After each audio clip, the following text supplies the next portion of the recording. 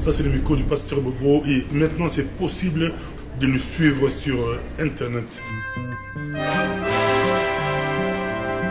La demande de beaucoup de personnes à travers le monde qui nous ont écrit. On a reçu beaucoup de mails. Mais maintenant, vous pouvez suivre le micro du pasteur Bobo sur le web www.microdupasteur-bobo.tv.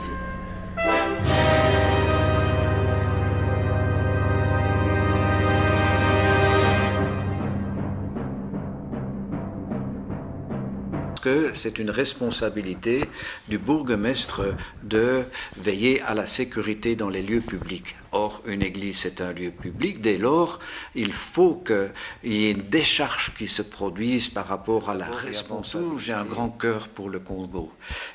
Mon cœur, il est peut-être resté à Lubumbashi, ou à Lodja, ou à Kinshasa.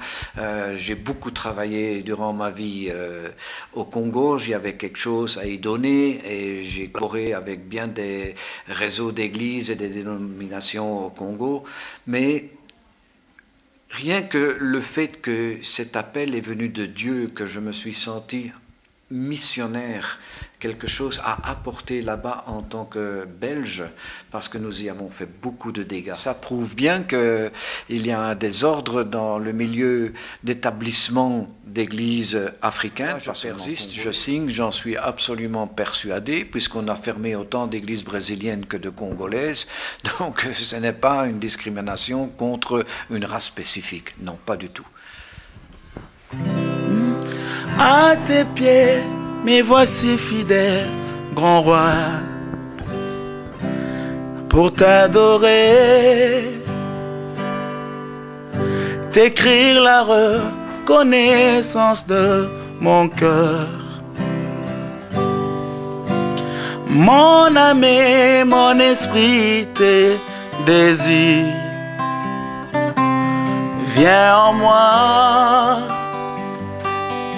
Viens me conduire vers toi, le chemin qui assure le secours des hommes,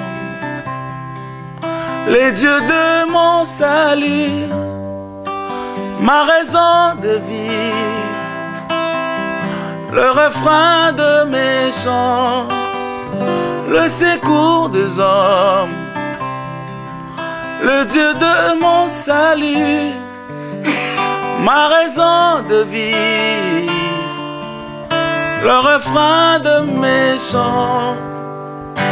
En toi, je veux vivre, Seigneur. À tes pieds, je viens demeurer. Alléluia. En toi, je veux vivre, Éternel, à tes pieds je viens t'adorer. Bonjour, bonsoir, vous tous qui nous regardez à travers le monde. Ça dépend de l'heure à laquelle vous nous regardez. Nous vous disons bonjour ou bonsoir. Nous sommes encore ici à Bruxelles sur demande des téléspectateurs du micro du pasteur Bobo à travers le monde. On nous a demandé de venir encore parler avec l'apôtre Raymond Van de Poot. Nous sommes là avec l'apôtre Raymond Van de Poot. Bonjour ou bonsoir, apôtre Raymond. Bonjour à chacun d'entre vous. Merci d'avoir la patience d'encore m'écouter. Je salue tout un chacun qui est intéressé à ces problèmes très réels de cette grande ville qu'est Bruxelles. Merci beaucoup, apôtre. La dernière fois, on était ici, l'émission c'était sur la fermeture des églises congolaises ici à Bruxelles. L'émission a été très suivie sur microdupasteur-bobo.tv, très suivie sur Voice of Congo, nous saluons François, très suivie sur Haute 243, sur beaucoup des chaînes de la diaspora congolaise. Les gens se posent beaucoup de questions. Les gens veulent savoir pourquoi on ferme les églises congolaises. Est-ce que l'apôtre peut expliciter? Mais d'abord, je dirais qu'on ne ferme pas que des églises congolaises. Ce n'est pas correct de dire ça.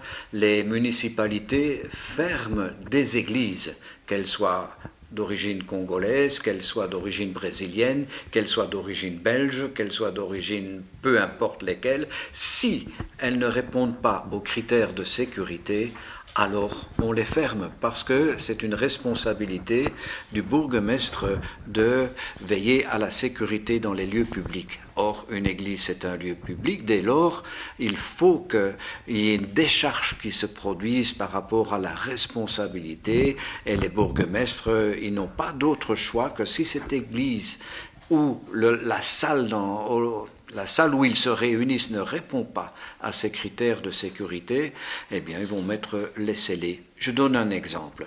Pour une salle de 200 mètres carrés, théoriquement, cette salle peut contenir 200 personnes, puisque c'est une personne par mètre carré. C'est mathématique. Mais la porte de sortie pour cette salle doit avoir à ce moment-là 200 fois 1 centimètre de largeur pour permettre à la sortie en urgence, dans une panique, des personnes présentes dans ce lieu de culte. Donc c'est un peu ça duquel il s'agit. Il ne s'agit pas ici, et j'insiste, de discrimination ou d'attaque sur les églises congolaises, de réveil, non. Il s'agit ici de sécurité.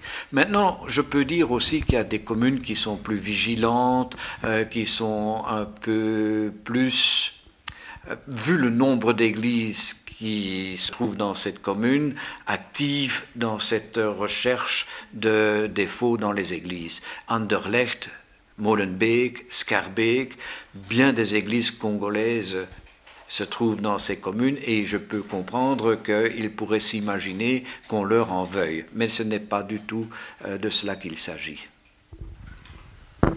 Mais si on vous posait la question, apôtre, quels sont les critères pour fermer une église, ici en Belgique? Oui, alors là, j'ai juste devant moi un document. Donc voilà le document qui m'a été envoyé par notre architecte avec lequel nous travaillons et qui s'occupe des églises. Il est lui-même pasteur dans une église et donc il met son ministère au service des églises qui sont en recherche de faire, comment est-ce que je peux dire, contrôler leur salle pour avoir un avis d'un professionnel. Mais les mises en conformité varient de salle en salle et donc c'est très difficile de donner des critères parce que chaque cas est un cas particulier et donc à ce moment-là, et je dirais presque qu'il faut demander conseil à un architecte. Il va regarder les plafonds, il va regarder les revêtements des murs, le style de chaise, les portes, s'il y a les extincteurs, s'il y a les pictogrammes, s'il y a l'éclairage de secours, il va regarder beaucoup de choses, mais ce que je conseille en tout cas, et ce qui est le moins cher aujourd'hui, c'est de d'abord inviter les pompiers à venir voir la salle. Les pompiers vont donner un avis, ce n'est qu'un avis, mais cet avis compte beaucoup pour les communes. Parce qu'aujourd'hui, les églises ne sont pas conscientes, et les pasteurs encore moins probablement, que il ne s'agit pas simplement d'aller faire une location avec un propriétaire, y mettre des chaises et une sono et commencer des cultes. C'est pas de ça qu'il s'agit ici. Les communes sont beaucoup plus exigeantes en Belgique par rapport à ça. Donc si la salle était un garage et qui maintenant va devenir une salle de culte, entre parenthèses un lieu public, à ce moment-là, il est absolument impératif d'aller chercher ce qu'on appelle une réaffectation à la commune. C'était un garage, on va le changer en salle publique. À ce moment-là, les communes vont réfléchir sur les nuisances d'un lieu public, d'une église, la musique, le nombre de réunions en soirée qui se terminent peut-être après 10 heures, le dimanche matin quand les gens dorment et qui sont juste à côté de ce bâtiment. Et donc il y a toutes sortes de critères que la commune va prendre en considération qui sont embêtants pour nous. parce qu'ils réfléchissent aussi un petit peu avec les vieux règlements des églises catholiques. L'église se trouve au milieu du village ou d'une place, où il y avait la place qui séparait l'église du voisinage, etc. Mais nous ne sommes plus dans ce cas de figure en tant qu'église de réveil, en tant qu'église pentecôtiste, en tant qu'église évangélique tout simplement. Donc c'est plus compliqué, mais de toute manière, que ce soit en location ou en achat, il faut toujours passer par une réaffectation. Mais une question qui se pose par rapport aux musulmans. Aux musulmans, apparemment, l'État belge ou les communes ont peur des musulmans. Et quand c'est l'Église, ils mettent des pressions. On le qualifie souvent, la majorité des gens qui nous gouvernent là, peut-être ils sont anti-chrétiens. Mais je dois dire que déjà rien que le fait que lorsqu'on va chercher une réaffectation au guichet de la commune concernée, bien souvent il s'agit d'un arabe mis au travail. Et donc là il y a déjà un souci, entre guillemets. Mais Dieu, mon Dieu, celui que moi je connais, il est grand. Il peut surmonter tous les obstacles. Et donc, il faut prier et savoir que si nous avons des droits, il faut oser les défendre. Et ça, c'est aussi mon rôle, c'est de défendre les églises congolaises dans leur établissement, que ce soit au niveau papier, que ce soit au niveau administratif, que ce soit au niveau propriétaire, locataire, que ce soit au niveau locataire commune, réaffectation, urbanistique. Nous sommes équipés pour faire face à ce genre de situation. En Belgique, vous êtes l'un des pasteurs, bien que vous êtes belge, des souches, mais vous dirigez, il y a beaucoup plus d'églises congolaises derrière votre dénomination. Comment expliquer cela? Vous avez combien d'églises au total, Annette? Je ne veux pas citer de nombre parce que ça change régulièrement, ils viennent, ils vont, il y en a beaucoup. Mais ce qui est intéressant, c'est que d'abord et avant tout, j'ai un grand cœur pour le Congo. Mon cœur, il est peut-être resté à Lubumbashi ou à Lodja ou à Kinshasa. J'ai beaucoup travaillé durant ma vie au Congo. J'y avais quelque chose à y donner et j'ai collaboré avec bien des réseaux d'églises et des dénominations au Congo. Mais rien que le fait que cet appel est venu de Dieu, que je me suis senti missionnaire, quelque chose à apporter là-bas en tant que Belge, parce que nous y avons fait beaucoup de dégâts. Et là-dessus, je pourrais en parler longtemps de les fautes que nous avons commises et la repentance nécessaire de notre part. Ça a déjà eu lieu quelquefois. Il y a eu des petites avancées au niveau politique, mais pas beaucoup. De la colonisation avec tous les astres, cela a rayonné, mais ce n'est pas le but de cette interview maintenant. Mais ici, il s'agit donc que mon cœur est tout simplement grand ouvert pour tous ces gens qui viennent de ce pays qui est le mien, l'Afrique. Le Congo en particulier, parce que là il y a une histoire historique entre mon pays et le Congo, et donc si je peux aider, je le fais et de grand cœur.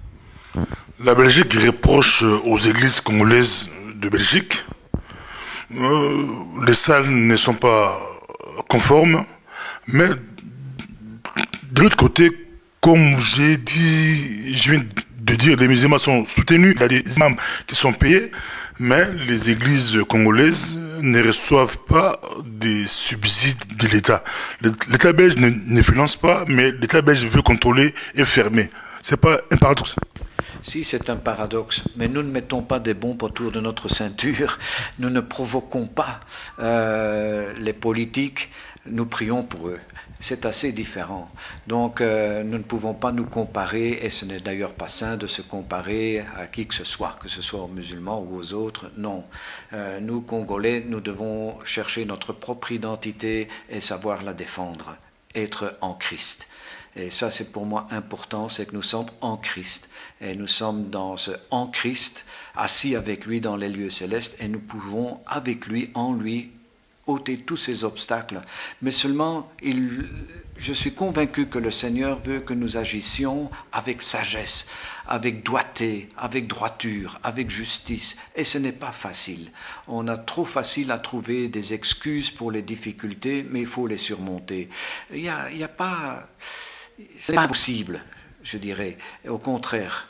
Et avec Dieu, nous faisons des exploits. Mais ça demande des efforts, c'est vrai. Ça demande des luttes, ça demande des combats. Et encore une fois, c'est pas contre les personnes, c'est pas contre le bourgmestre, contre l'échevin, contre la personne qui est derrière le guichet. C'est pas contre la chair et le sang, mais c'est contre les principautés, les dominations, toute cette autorité dans les lieux célestes qui essaye toujours de nous amoindrir, de nous handicaper, de nous empêcher de prospérer, de s'établir dans un local qui est le nôtre. Il y a tout ça.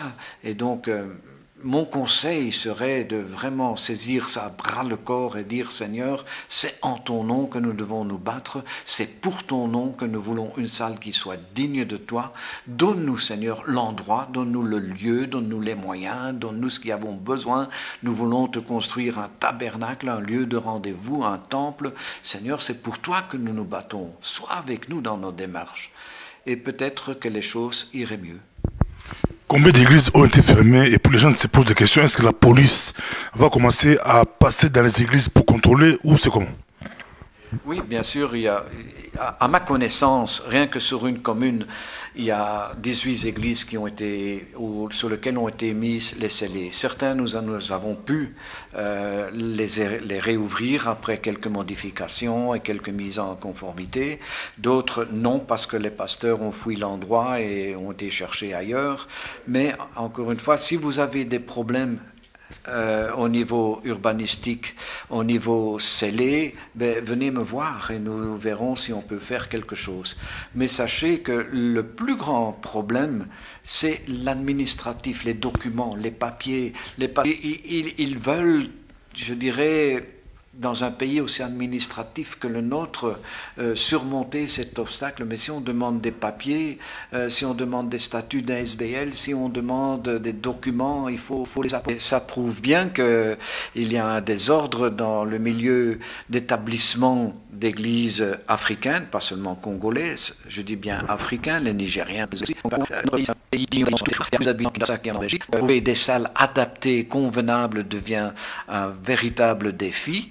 Et lutter contre la fermeture de nos églises demande un effort pécunier de mise en ordre, en conformité, et il faut faire des travaux, il faut changer les portes avec des portes coupe-feu, etc. Ça demande des frais que les gens n'ont pas quand ils implantent une église. Donc oui, il y a un défi. Vous persistez et signez qu'il n'y a pas eu discrimination. Alors je persiste, je signe, j'en suis absolument persuadé, puisqu'on a fermé autant d'églises brésiliennes que de congolaises.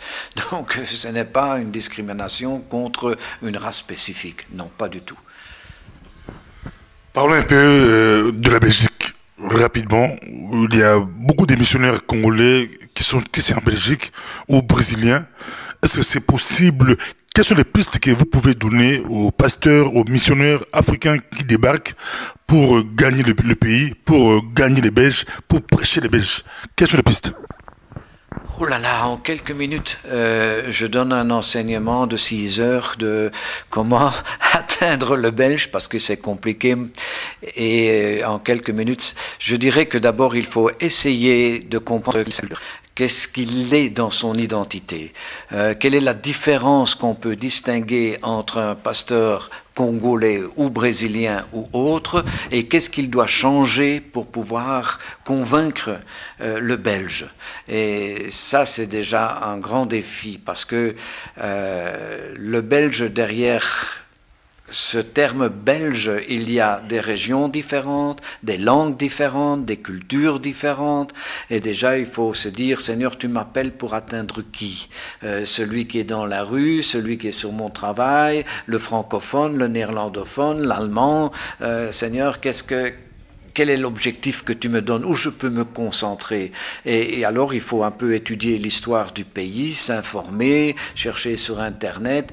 Nous sommes un pays qui a été occupé pendant des siècles. Nous sommes libres, entre guillemets, depuis 1830, ce qui fait quand même de nous des gens un peu oppressés, un peu frileux, pas trop ouverts. Si on vient nous parler d'une religion, ben, nous avons la nôtre, catholicisme, donc casser cette barrière déjà demande beaucoup d'efforts, et on est dans cette culture d'une religion et d'une religiosité qui rend les gens frileux à toute autre perspective d'annonce d'un Dieu qui sauve, d'un Dieu qui guérit, d'un Dieu qui veut être notre solution, etc., donc notre guérison intérieure, physique et autres. Donc oui, c'est beaucoup de travail, c'est beaucoup d'énergie, ça demande beaucoup de patience et d'amour surtout. Le mois d'avril approche à grande vitesse. Et le voyage d'Israël, quels sont les préparatifs? On est arrivé où? C'est comment?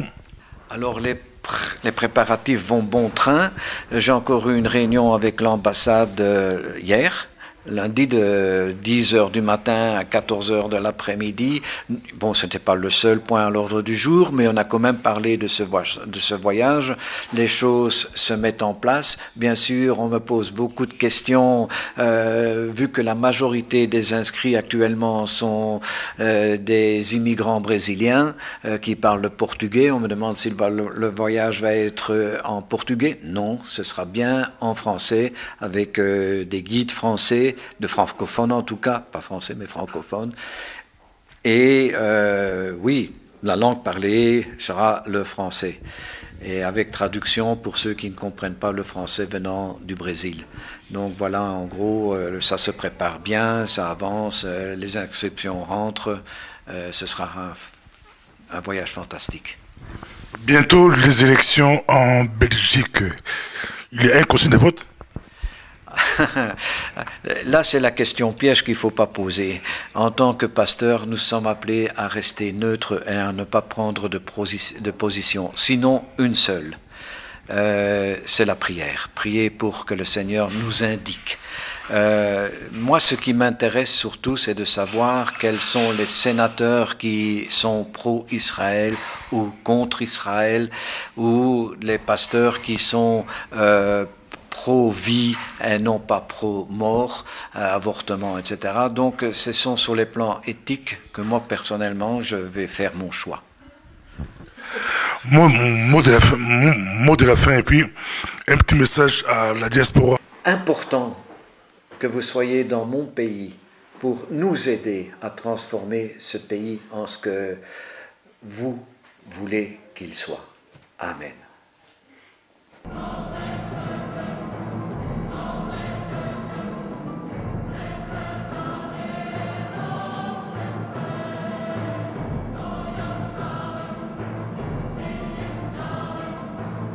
Si tu veux plus de vidéos sur nous, va sur www.microdupasteur bobo.tv.